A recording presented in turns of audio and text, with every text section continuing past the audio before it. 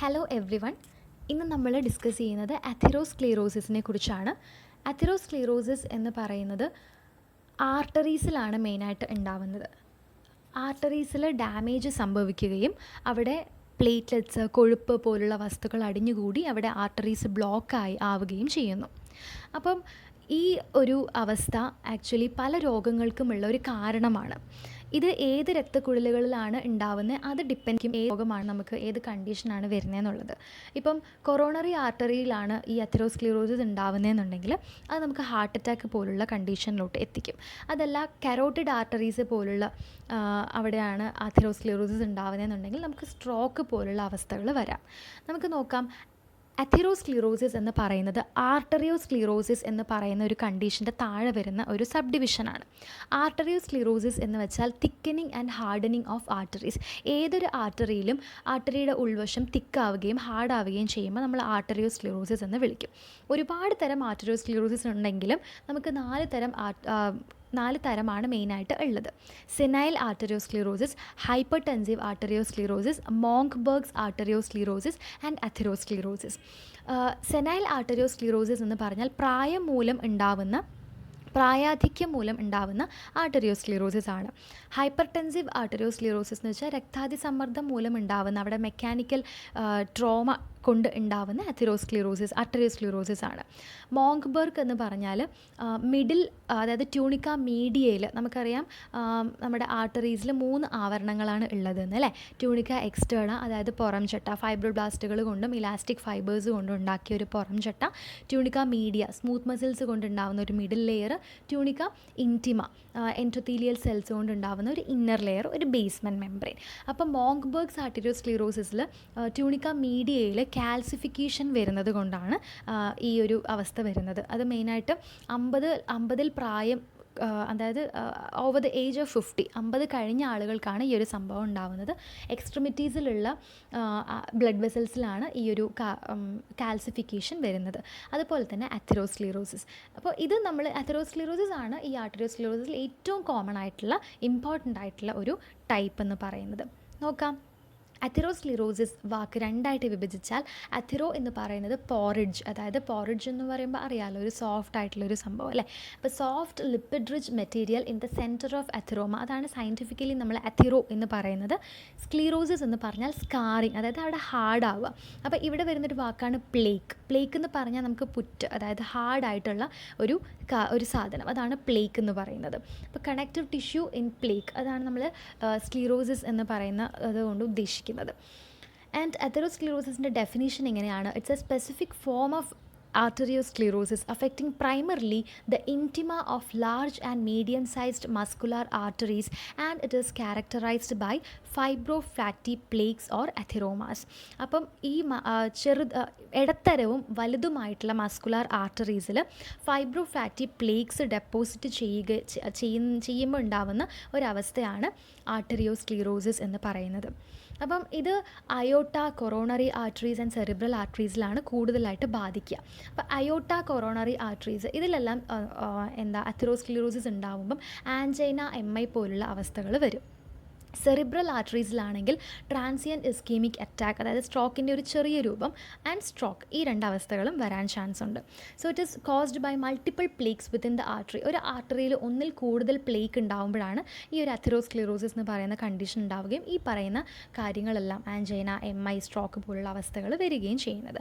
അപ്പം ഇതെന്തുകൊണ്ടാണെന്ന് വെച്ചാൽ ഈ അഥെറോസ്ക്ലീറോസിസ് ഉണ്ടാകുമ്പം അവിടെ ബ്ലഡ് ഫ്ലോ, അതായത് ഓട്ടം തടസ്സപ്പെടുകയും അതുപോലെ തന്നെ ആ ഒരു പ്ലേക്ക് അവിടെ നിന്ന് പൊട്ടുകയും, അതായത് ബേസ്റ്റ് ആവുകയും അവിടെ ഒരു ബ്ലഡ് ക്ലോട്ടായിട്ട് കംപ്ലീറ്റ് ആയിട്ട് ആ ഒരു ആർട്ടറിനെ ഒക്ലൂഡ് ചെയ്യുകയും തടസ്സപ്പെടുത്തുകയും ചെയ്യുന്നു. ഇത് നമുക്ക് ട്രീറ്റബിൾ ആയിട്ടുള്ള ഒരു കണ്ടീഷനാണ്. ഇതിൻ്റെ എറ്റിയോളജി, അതായത് കാരണങ്ങളിൽ പറയുന്നത് 2 കൂട്ടം റിസ്ക് ഫാക്ടേഴ്സാണ്. ഒന്ന് മേജർ റിസ്ക് ഫാക്ടേഴ്സും ഒന്ന് എമേർജിങ് റിസ്ക് ഫാക്ടേഴ്സും. മേജർ റിസ്ക് ഫാക്ടേഴ്സ് എന്ന് വെച്ചാൽ അത്യാവശ്യം സീരിയസ് ആയിട്ടുള്ള റിസ്ക് ഫാക്ടേഴ്സ്. ഇതിൽ തന്നെ 2 വിഭാഗങ്ങളുണ്ട്. മോഡിഫയബിൾ റിസ്ക് ഫാക്ടേഴ്സും നോൺ മോഡിഫയബിൾ അഥവാ കോൺസ്റ്റിറ്റ്യൂഷണൽ റിസ്ക് ഫാക്ടേഴ്സും. മോഡിഫയബിൾ റിസ്ക് ഫാക്ടേഴ്സിൽ 4 കണ്ടീഷനാണ് മെയിനായിട്ട് പറയുന്നത്. ഡിസ്ലിപ്പിഡീമിയ, ചീത്ത കൊളസ്ട്രോൾ കൂടുകയോ നല്ല കൊളസ്ട്രോൾ കുറയുകയോ ചെയ്യുന്ന അവസ്ഥ. Hyper tension, diabetes mellitus, smoking. And non modifiable അഥവാ മാറ്റാൻ പറ്റാത്ത റിസ്ക് ഫാക്ടേഴ്സ് നമ്മുടെ പ്രായം, ജെൻഡർ അതായത് സെക്സ്, ജനറ്റിക് ഫാക്ടേഴ്സ് നമ്മുടെ പാരമ്പര്യം, and familial and racial factors നമ്മുടെ കുടുംബപരമായിട്ടുള്ള നമുക്ക് കിട്ടുന്ന കാര്യങ്ങൾ. എമേർജിങ് റിസ്ക് ഫാക്ടേഴ്സ് എന്ന് പറയുമ്പം നമ്മുടെ ലൈഫ് സ്റ്റൈലാണ് മെയിനായിട്ട് വരുന്നത്. അതിനകത്ത് എൻവയോൺമെൻറ്റൽ പൊല്യൂഷൻ പോലുള്ള ഇൻഫ്ലുവൻസുകൾ, വണ്ണം അതായത് അമിതവണ്ണം, ഒബെസിറ്റി, ഹോർമോൺ വ്യതിയാനങ്ങൾ, ഫിസിക്കൽ ഇനാക്ടിവിറ്റി, സ്ട്രെസ്സ് ഒരു മെയിൻ കാര്യമാണ് കേട്ടോ. ഹോമോസിസ്റ്റിൻ, യൂറിയ, റോൾ ഓഫ് ആൽക്കഹോളിൻ്റെ ഓവർ യൂസ്, ത്രോംബോട്ടിക് ഫാക്ടേഴ്സ് അതായത് നമ്മുടെ ക്ലോട്ടിങ്ങുമായിട്ട് തടസ്സപ്പെടുന്ന, ക്ലോട്ടിങ് കൂട്ടുന്ന കാര്യങ്ങൾ, infection, high C reactive protein. ഇത്രയും കാര്യങ്ങളാണ് അതെറോസ്ക്ലിറോസിസിൻ്റെ റിസ്ക് ഫാക്ടേഴ്സായിട്ട് നമ്മൾ പറയുന്നത്. നമ്മളിതിൽ ഏതെങ്കിലും ഒരെണ്ണം കൊണ്ട് മാത്രമാണ് അതെറോസ്ക്ലിറോസിസ് വരിക എന്ന് പറയാൻ പറ്റില്ല. ഇത് മൾട്ടി ഫാക്ടോറിയലാണ്. ഇത്രയും കാര്യങ്ങളിൽ ഏതെങ്കിലും കോമ്പിനേഷൻസിലാണ് നമ്മൾ അതെറോസ്ക്ലിറോസിസ് വരാനുള്ള ചാൻസ് ഉള്ളത്. അപ്പം മേജർ റിസ്ക് ഫാക്ടേഴ്സിനെ കുറിച്ച് പറയുകയാണെങ്കിൽ ഡിസ്ലിപ്പിഡീമിയയിൽ നമുക്കറിയാം ആദ്യമേ പറയേണ്ടത് കൊഴുപ്പ് അഥവാ കൊളസ്ട്രോൾ എന്ന് പറയുന്നത് ബ്ലഡിലൂടെ അലിഞ്ഞു പോകുന്നൊരു കാര്യമല്ല. കാരണം ബ്ലഡിലൊരിക്കലും അലിയില്ല കൊളസ്ട്രോൾ. അപ്പം ബ്ലഡിലൂടെ കൊളസ്ട്രോളിന് പോകണമെങ്കിൽ അവിടെ ലിപ്പോ പ്രോട്ടീൻ എന്ന് പറയുന്നൊരു കാരിയർ വേണം. അപ്പം ഈ ലിപ്പോ പ്രോട്ടീൻ കാരിയേഴ്സ് തന്നെ നമുക്ക് കൊഴുപ്പിനെ കൊണ്ടുപോകുമ്പോൾ അത് പല രീതിയിലാണ് ലിപ്പോ പ്രോട്ടീൻസ് ഉണ്ടാവുക. അതിനാണ് നമ്മൾ ചീത്ത കൊളസ്ട്രോൾ, നല്ല കൊളസ്ട്രോൾ എന്നൊക്കെ പറയുന്നത്. അപ്പോൾ ലോ ഡെൻസിറ്റി കൊളസ്ട്രോൾ, അതുപോലെ തന്നെ low density lipoprotein, very low density lipoprotein, triglycerides, ഈ ഇത്രയും കൂട്ടങ്ങളാണ് നമ്മൾ ചീത്ത കൊളസ്ട്രോൾ ആയിട്ട് നമ്മൾ കണക്കാക്കിയിരിക്കുന്നത്. HDL കൊളസ്ട്രോൾ എന്ന് പറയുമ്പോൾ ഹൈ ഡെൻസിറ്റി ലിപ്പോ പ്രോട്ടീൻ. ഇതിനൊരു ആൻറ്റി അതെറോജനിക് ഇഫക്റ്റ് ഉള്ളതുകൊണ്ട് തന്നെ നമ്മളതിനെ നല്ല കൊളസ്ട്രോൾ ആയിട്ടാണ് പറയുക. അതായത് ക്ലോട്ട് ഉണ്ടാവാനുള്ള ചാൻസ് കുറവായിരിക്കും HDL കൂടുമ്പം. അപ്പം ഇത് നമുക്ക് ടേബിളിൽ കാണുന്ന പോലെ ഇതാണ് നോർമൽ റേഞ്ച്. HDL ആണെങ്കിലും LDL ആണെങ്കിലും ട്രൈഗ്ലിസറൈഡ്സ് ആണെങ്കിലും ടോട്ടൽ കൊളസ്ട്രോൾ ആണെങ്കിലും. അപ്പം ഇതിൽ നിന്ന് HDL കുറയുകയാണെങ്കിൽ ആ ഒരു അതെറോസ്ക്ലിറോസിസ് വരാനുള്ള ചാൻസ് ഉണ്ട്. അപ്പം HDL cholesterol has protective effect in the arteries. And LDL അങ്ങനെയല്ല. LDL കൂടുമ്പം അവിടെ മാക്സിമം അതെറോസ്ക്ലിറോസിസിനുള്ള ചാൻസ് അവിടെ മാക്സിമം ആണ്. ട്രൈഗ്ലിസറൈഡ്സ് അതുപോലെ LDLൻ്റെ അത്ര സിഗ്നിഫിക്കൻസ് ഇല്ല. ടോട്ടൽ കൊളസ്ട്രോളും അതുപോലെ തന്നെ കൂടുമ്പം അതെറോസ്ക്ലിറോസിസിനുള്ള ചാൻസ് കൂടുന്നു. അപ്പം ഈ അതെറോസ്ക്ലിറോസിസിനുള്ള ചാൻസ് കൂടുമ്പം IHD അതായത് ഇസ്കീമിക് ഹാർട്ട് ഡിസീസിനുള്ള അവസ്ഥകളും അതായത് റിസ്ക് ഫാക്ടേഴ്സും കൂടുന്നു. ഓക്കെ. സോ ഹൈപ്പർ ടെൻഷൻ നമുക്കറിയാം അതൊരു മെക്കാനിക്കൽ ഇഞ്ചുറി ഉണ്ടാക്കും അല്ലേ. നമ്മുടെ ആർട്ടറീസിലെ ബ്ലഡ് പ്രഷർ കൂടുമ്പം മെക്കാനിക്കൽ ഇഞ്ചുറി ഉണ്ടാക്കുന്നത് വഴി അവിടെ അതെറോസ്ക്ലിറോസിസ് ഉണ്ടാവുന്നു. ആൻഡ് സ്മോക്കിങ്ങിൽ തന്നെ നമ്മുടെ കാർബൺ മോണോക്സൈഡ് അക്യുമുലേറ്റ് ചെയ്ത് ഹീമോഗ്ലോബിനുമായിട്ട് അവിടെ കൂടി കാർബോക്സി ഹീമോഗ്ലോബിൻ ഉണ്ടാവുന്നു. അങ്ങനെ അത് ആർട്ടീരിയൽ അതായത് ആർട്ടീരിയൽ വാളിലുള്ള കോശങ്ങൾക്ക് ഓക്സിജൻ എത്താതിരിക്കുകയും അവിടെ ഹൈപ്പോക്സിയ ഉണ്ടാവുകയും ചെയ്യുന്നു. അതുപോലെ തന്നെ സ്മോക്കിങ്ങിന് ക്ലോട്ടിംഗ് കൂട്ടാനുള്ള, ആക്സിലറേറ്റ് ചെയ്യാനുള്ള ഒരു ടെൻഡൻസി ഉണ്ട്. അതാണ് ഡിറേഞ്ച്ഡ് കൊയാഗുലേഷൻ സിസ്റ്റം എന്ന് പറയുന്നത്. അതുപോലെ തന്നെ നല്ല കൊഴുപ്പിനെ കുറയ്ക്കാനും സ്മോക്കിങ്ങിന് ടെൻഡൻസി ഉണ്ട്. ആൻഡ് ഡയബറ്റിസ് മെലിറ്റസ്, പ്രമേഹം കൂടുമ്പം പ്രമേഹത്തോടനുബന്ധിച്ചിട്ടുള്ള ഡിസ്ലിപ്പിഡീമിയ കൂടും. അതായത് ചീത്ത കൊളസ്ട്രോൾ കൂടുകയോ നല്ല കൊളസ്ട്രോൾ കുറയുകയോ ചെയ്യും. അപ്പോൾ അങ്ങനെ വരുമ്പോഴും പ്ലേറ്റ്ലെറ്റ് അഗ്രിഗേഷനും എൻഡോത്തീലിയൽ ഡിസ്ഫങ്ഷനും വരുന്നത് മൂലം അതെറോസ്ക്ലിറോസിസ് വരാം. ഇനി പാത്തോജെനസിസ് ഞാൻ പറഞ്ഞു, ഇതൊരു മൾട്ടി ഫാക്ടോറിയൽ ആയിട്ടുള്ള പ്രോസസ്സ് ആയതുകൊണ്ട് തന്നെ എക്സാക്റ്റ് ആയിട്ട് ഇന്നത് കാരണമാണ് ഇത് ഇങ്ങനെയാണ് എന്ന് നമുക്ക് പറയാൻ പറ്റില്ല. അതിന് തന്നെ നമുക്ക് കുറേ തിയറീസിൻ്റെ ബേസിലാണ് നമ്മൾ അതെറോസ്ക്ലിറോസിസ് മനസ്സിലാക്കി വെച്ചിട്ടുള്ളത്. മെയിനായിട്ട് 4 തിയറിയാണ് ഉള്ളത്. ഇൻസുഡേഷൻ ഹൈപ്പോത്തസിസ് അഥവാ ലിപ്പിഡ് തിയറി, എൻക്രസ്റ്റേഷൻ ഹൈപ്പോത്തസിസ് അഥവാ thrombogenic theory, reaction to injury hypothesis. ഈ റിയാക്ഷൻ ടു ഇഞ്ചുറി ഹൈപ്പോത്തസിസ് അല്ലെങ്കിൽ റെസ്പോൺസ് ടു ഇഞ്ചുറിയാണ് നമ്മൾ കൂടുതലായിട്ട് വൈഡ്ലി അക്സെപ്റ്റഡ് തിയറി എന്ന് പറയുന്നത്. അപ്പോൾ ഇത് 1 and 2 അതായത് ഇൻസുഡേഷൻ തിയറിയുടെയും എൻക്രസ്റ്റേഷൻ തിയറിയുടെയും കോമ്പിനേഷനാണ് ഈ റിയാക്ഷൻ ടു ഇഞ്ചുറി ഹൈപ്പോത്തസിസ് എന്ന് പറയുന്നത്. And also monoclonal theory. അപ്പം ഈ 4 തിയറികളാണ് കൂടുതലായിട്ട് നമ്മൾ പറയുന്നത്. അപ്പോൾ ഇതിൽ നമുക്ക് റിയാക്ഷൻ ടു ഇഞ്ചുറി ഹൈപ്പോത്തസിസ് ആണ് നമ്മളിന്ന് നോക്കാൻ പോകുന്നത്. സോ ഇത് ആക്ച്വലി ഞാൻ പറഞ്ഞു ലിപ്പിഡ് തിയറിയുടെയും അതുപോലെ തന്നെ ത്രോംബോജനിക് തിയറിയുടെയും. ലിപ്പിഡ് തിയറി കണ്ടുപിടിച്ചത് വിർക്കോ ആണ്, ത്രോംബോജനിക് തിയറി കണ്ടുപിടിച്ചത് റോക്കിറ്റാൻസ്കി ആണ്. അപ്പം ഇത് രണ്ടും കൂടി ചേർത്തിട്ടാണ് 1973 ഈ റിയാക്ഷൻ ടു ഇഞ്ചുറി എന്ന് പറയുന്ന ഒരു തിയറി ഉണ്ടാക്കിയത്. ആൻഡ് ഇത് മോഡിഫൈ ചെയ്തത് 1993 നമുക്ക് നോക്കാം. മെയിനായിട്ട് 2 സ്റ്റെപ്പുകളാണ് ഇതിലുള്ളത്. ആൻഡ് ബാക്കി 3 ഇതിൻ്റെ ഒരു സാധ്യത കൂട്ടുന്നത് ആണ്. അതായത് ഒരു എന്താ പറയുക, ഒരു ട്രിഗറിങ് ഫാക്ടേഴ്സ് പോലുള്ള കാര്യങ്ങളാണ്. ഓക്കെ, സോ ആദ്യം സംഭവിക്കുന്നത് എൻഡോത്തീലിയൽ ഇഞ്ചുറിയാണ്. എൻഡോത്തീലിയൽ ഇഞ്ചുറി എന്ന് പറയുമ്പോൾ നമുക്കറിയാം അല്ലേ, ഒരു ഇഞ്ചുറി അവിടെ ഉണ്ടാവുമ്പോഴാണ് അവിടെ ഒരു റിയാക്ഷൻ അല്ലെങ്കിൽ ഒരു ഇൻഫ്ലമേഷന് കാരണമാവുന്നത് അല്ലേ. അപ്പോൾ എൻഡോത്തീലിയൽ ഇഞ്ചുറി കുറേ കാരണങ്ങൾ കൊണ്ട് അവിടെ വരാം. അപ്പോൾ അതാണ് തുടക്കം കുറിക്കുന്നത്. മെക്കാനിക്കൽ ട്രോമയാവാം, അതല്ലെങ്കിൽ ഹൈപ്പർ ടെൻഷൻ മൂലം ഉണ്ടാവുന്ന ഹീമോഡൈനാമിക് ഫോഴ്സ് ആവാം, അല്ലെങ്കിൽ ക്രോണിക് ആയിട്ടുള്ള ഒരുപാട് നാൾ നീണ്ടു നിൽക്കുന്ന ഡിസ്ലിപ്പിഡീമിയ ആവാം. ഇത് മെയിൻ ആയിട്ടുള്ള 2 കാര്യങ്ങൾ ഹൈപ്പർ ടെൻഷനും ഡിസ്ലിപ്പിഡീമിയയും ആണ്. ബാക്കി കാര്യങ്ങൾ എന്ന് വെച്ചാൽ infection, hypoxia, radiation, carbon monoxide, tobacco products, ഇത്രയും കാര്യങ്ങൾ കൊണ്ട് എൻഡോത്തീലിയൽ ഇഞ്ചുറി അവിടെ ഉണ്ടാവുന്നു.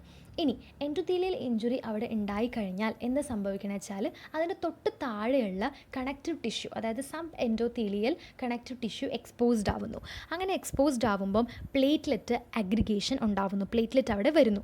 അവിടെ ഒരു മുറിവ് ഉണ്ടായിക്കഴിഞ്ഞാൽ അത് ഉണക്കാനായിട്ടുള്ള ടെൻഡൻസി നമ്മുടെ ബോഡിക്ക് ഉണ്ടാവും അല്ലേ. അപ്പോൾ പ്ലേറ്റ്ലെറ്റ് അഗ്രിഗേഷൻ ഉണ്ടാവുന്നു. അഥഷൻ, അതായത് ഒട്ടിപ്പിടിക്കുന്നു അവിടെ പ്ലേറ്റ്ലെറ്റ് വന്നിട്ട്. അങ്ങനെ പ്ലേറ്റ്ലെറ്റ് അവിടെ ഒട്ടിപ്പിടിച്ച് അഗ്രിഗേഷൻ ചെയ്യുമ്പം അവിടെ പ്ലേറ്റ്ലെറ്റ് ആക്ടിവേറ്റ് ആവുകയും അതുപോലെ തന്നെ മോണോസൈറ്റ് ആക്ടിവേറ്റ് ആവുകയും ചെയ്യുന്നു. അതാണ് ഇൻഫ്ലമേറ്ററി സെൽ ഇൻഫിൽട്രേഷൻ എന്ന് പറയുന്നത്. ഇൻഫ്ലമേറ്ററി സെല്ലുകൾ അവിടെ വന്ന് അക്യുമുലേറ്റ് ആവും. അതിനാണ് നമ്മൾ ഇൻഫിൽട്രേഷൻ എന്ന് പറയുന്നത് അല്ലേ. അപ്പം അങ്ങനെ ആക്ടിവേറ്റഡ് പ്ലേറ്റ്ലെറ്റ്സിൽ നിന്നും മോണോസൈറ്റുകളിൽ നിന്നും നമുക്ക് കുറേ സൈറ്റോകൈൻസ് ഉണ്ടാവുന്നു. ഇതിൽ 2 മെയിൻ സൈറ്റോകൈൻസ് ആണ് ട്യൂമർ നെക്രോസിസ് ഫാക്ടർ ആൽഫയും ഇൻ്റർലൂക്കിൻ 1. ഈ 2 സൈറ്റോകൈൻസ് അതിപ്പോൾ ചെയിൻ റിയാക്ഷൻ പോലെയാണ്. ഓക്കെ, അപ്പം ഈ മോണോസൈറ്റും പ്ലേറ്റ്ലെറ്റും ഇതുണ്ടാക്കുന്നു. ആൻഡ് ഈ ഒരു സൈറ്റോകൈൻസ് വേറെ കുറേ ഇൻഫ്ലമേറ്ററി മീഡിയേറ്റേഴ്സിനെ സ്റ്റിമുലേറ്റ് ചെയ്യുന്നു. അപ്പോൾ അതിൽ ഇമ്പോർട്ടൻ്റ് ആയിട്ടുള്ള മീഡിയേറ്റേഴ്സാണ് PDGF, അതായത് പ്ലേറ്റ്ലെറ്റ് ഡിറൈവ്ഡ് ഗ്രോത്ത് ഫാക്ടർ, അതുപോലെ തന്നെ ഫൈബ്രോബ്ലാസ്റ്റ് ഗ്രോത്ത് ഫാക്ടർ. ഈ 2 ഗ്രോത്ത് ഫാക്ടേഴ്സും അവിടെ എന്താ ചെയ്യണമെന്ന് വെച്ചാൽ നമ്മുടെ സ്മൂത്ത് മസിൽ ഉണ്ടല്ലോ, നമ്മുടെ ട്യൂണിക്ക മീഡിയയിൽ, ഈ ട്യൂണിക്ക മീഡിയയിലുള്ള സ്മൂത്ത് മസിൽസിനെ ഒന്ന് സ്റ്റിമുലേറ്റ് ചെയ്ത് അവരുടെ മൾട്ടിപ്ലിക്കേഷൻ, അതായത് പ്രൊലിഫറേഷൻ കൂട്ടി അവരെ ഈ മീഡിയയിൽ നിന്നും ട്യൂണിക്ക ഇൻറ്റിമയിലോട്ട്, അതായത് ഉൾഭാഗത്തിലോട്ട് വീണ്ടും എന്ത് ചെയ്യുന്നു, കൊണ്ടുവരുന്നു, മൈഗ്രേറ്റ് ചെയ്യിപ്പിക്കുന്നു. ഓക്കെ, ആൻഡ് അതുപോലെ തന്നെ വേറെ കുറച്ച് ഇൻഫ്ലമേറ്ററി മീഡിയേറ്റേഴ്സ് ആണ് TGF ബീറ്റ, അതായത് ട്യൂമർ ഗ്രോത്ത് ഫാക്ടർ ബീറ്റയും അതുപോലെ ഇൻ്റർഫ്രോൺ ഗാമയും. ഇതെന്താ അവിടെ ചെയ്യണമെന്ന് വെച്ചാൽ ഈ സ്മൂത്ത് മസിൽസിൽ നിന്നും കൊളാജനെ ഉൽപ്പാദിപ്പിക്കുന്നു. ഓക്കെ, അപ്പോൾ ഈ കൊളാജനും സ്മൂത്ത് മസിൽസും എല്ലാം കൂടെ ആ ഒരു എൻഡോത്തീലിയൽ സൈറ്റിൽ വന്ന് അവിടെ എന്ത് ചെയ്യുന്നു, സ്മൂത്ത് മസിൽ പ്രൊലിഫറേഷൻ ഉണ്ടാക്കി അവിടെ പ്ലേക്ക് ഗ്രോത്തിന് ഉള്ള, അതായത് പ്ലേക്ക് ഉണ്ടാക്കാനായിട്ട് സഹായിക്കുന്നു. ഓക്കെ, ഇനി ബ്ലഡ് മോണോസൈറ്റ് അവിടെ എന്താ ചെയ്യണമെന്ന് നമുക്ക് നോക്കാം. ഈ ബ്ലഡ് മോണോസൈറ്റ് അവിടെ ആക്ച്വലി എന്താണ് റോൾ എന്ന് വെച്ചാൽ നമ്മൾ ആദ്യം പറയുന്നത് LDLനെ കുറിച്ചായിരിക്കണം. അപ്പം ഈ LDL എന്താ ചെയ്യണമെന്ന് വെച്ചാൽ LDL അവിടെ ഒഴുകിക്കൊണ്ടിരിക്കുകയായിരിക്കും അല്ലേ. അപ്പം ആ ഒഴുകിക്കൊണ്ടിരിക്കുന്ന LDL അവിടെ ഒരു ഇഞ്ചുറി ഉണ്ടായി കഴിഞ്ഞു എന്ന് പറയുമ്പം, അതായത് ആ ഒരു എൻഡോത്തീലിയൽ വാളിൽ ഇഞ്ചുറി ഉണ്ടായി കഴിഞ്ഞു എന്ന് തിരിച്ചറിഞ്ഞാൽ ആ ഇഞ്ചുറിയിലൂടെ എന്ത് ചെയ്യുന്നു, പ്ലാസ്മയിലുള്ള LDL നമ്മുടെ ആർട്ടറി വാളിലൂടെ അകത്തോട്ട് കടക്കാൻ നോക്കുന്നു, അതായത് നമ്മുടെ ട്യൂണിക്ക മീഡിയയിലോട്ട് കടക്കാൻ നോക്കുന്നു. അങ്ങനെ കടക്കാൻ നോക്കുമ്പം LDL അവിടെ എൻട്രി ചെയ്യുമ്പോൾ തന്നെ അവിടെ ഓക്സിഡൈസ്ഡ് ആയിപ്പോവും LDL. ഓക്കെ, ഇങ്ങനെ LDL ഓക്സിഡൈസ് ആയിക്കഴിഞ്ഞാൽ അവിടെ 2 ആക്ഷനാണ് ഈ ഓക്സിഡൈസ്ഡ് LDLന് ചെയ്യുന്നത്. ഒന്ന്, മോണോസൈറ്റുകളെ അട്രാക്റ്റ് ചെയ്യിപ്പിച്ച് പ്രൊലിഫറേറ്റ് ചെയ്യിപ്പിച്ച്, അതായത് മോണോസൈറ്റുകളെ മൾട്ടിപ്ലൈ ചെയ്യിപ്പിച്ച് അവിടെ മോണോസൈറ്റുകളെ കൊണ്ട് ഈ LDLനെ അകത്തോട്ടെടുപ്പിക്കുന്നു. ഓക്കെ, മോണോസൈറ്റുകൾക്ക് ആക്ച്വലി ഈ മോണോസൈറ്റുകളുടെ മുകളിൽ LDLന് വേണ്ടിയിട്ടുള്ള റിസപ്റ്റേഴ്സ് ഒന്നും തന്നെ ഇല്ല. പക്ഷേ മോണോസൈറ്റുകളെ ആക്ടിവേറ്റ് ചെയ്യുമ്പം മോണോസൈറ്റുകളുടെ മുകളിലുള്ള സ്കാവഞ്ചർ റിസപ്റ്റർ എന്ന് പറയുന്ന റിസപ്റ്റർ ഈ LDLനെ അകത്തോട്ടെടുത്ത് ഫോം സെല്ലുകളായിട്ട് മാറ്റുന്നു. അതായത് മോണോസൈറ്റുകൾ ഫോം സെല്ലുകളായി മാറുന്നു. നമുക്ക് പറയാം, ഈ ഫോം എന്ന് പറയുന്നത് അവിടെ ഞാൻ ആ കോളത്തിനകത്ത് FORM ആണ്, പക്ഷേ സ്പെല്ലിങ് FOAM ആണ് കേട്ടോ. FOAM, അതായത് പതഞ്ഞ എന്നുള്ള അർത്ഥം വരുന്നത്. അപ്പം രണ്ടിലും സ്പെല്ലിംഗ് മിസ്റ്റേക്ക് FOAM ആണ് കേട്ടോ. Okay, so death of form cells by apoptosis releases lipid to form the lipid core of the plaque. അങ്ങനെ വേറൊരു ആക്ഷൻ എന്ന് പറയുന്നത് ആ ഒരു ഫോം സെൽ ആയി കഴിയുമ്പോൾ തന്നെ അവിടെ അപ്പോപ്റ്റോസിസ് സിഗ്നൽസ് വരുന്നു, അതായത് സ്വയം മരിക്കാനുള്ള സിഗ്നൽസ് വരുന്നു. അങ്ങനെ സെൽഫ് കില്ലിങ്ങിനുള്ള ഓർഗനൈസ്ഡ് ആൻഡ് കില്ലിംഗ് ആക്ഷൻ അവിടെ വരുമ്പം മോണോസൈറ്റുകൾ, അതായത് ഫോം സെൽ, മോഡിഫൈഡ് മോണോസൈറ്റുകളാണ് ഫോം സെല്ലുകൾ. അങ്ങനെ ഫോം സെൽ കില്ലാവുകയും സ്വയം നശിച്ചു പോവുകയും അതിനകത്തുണ്ടാവുന്ന ലിപ്പിഡുകൾ പുറത്തോട്ട് വരികയും ചെയ്യുന്നു. ഈ ലിപ്പിഡുകളാണ് പ്ലേക്കിൻ്റെ ഉൾഭാഗം ഉണ്ടാക്കുന്നത്. ഓക്കെ. സോ എൻഡോത്തീലിയത്തിൽ എന്താണ് ഈ ഓക്സിഡൈസ്ഡ് LDL ചെയ്യുന്നതെന്ന് വെച്ചാൽ എൻഡോത്തീലിയത്തിൽ സൈറ്റോടോക്സിക് ആണ്, അതായത് എൻഡോത്തീലിയൽ ഡാമേജ് ഉണ്ടാക്കുന്നവയാണ് ഈ LDLകൾ. അപ്പോൾ നമുക്ക് നോക്കാം എങ്ങനെയാണ്, ഒന്നുകൂടെ നമുക്ക് നോക്കാം. ഇപ്പോൾ എൻഡോത്തീലിയൽ ഡാമേജ് ഉണ്ടാവുമ്പം പ്ലാസ്മയിൽ ഉണ്ടാവുന്ന LDL അകത്തോട്ട് വരുന്നു, അപ്പോൾ ഓക്സിഡൈസ്ഡ് ആവുമ്പോൾ മോണോസൈറ്റുകളെ അട്രാക്റ്റ് ചെയ്യുന്നു, ഇമ്മൊബിലൈസ് ചെയ്യിക്കുന്നു, ആക്ടിവേറ്റ് ചെയ്യിക്കുന്നു.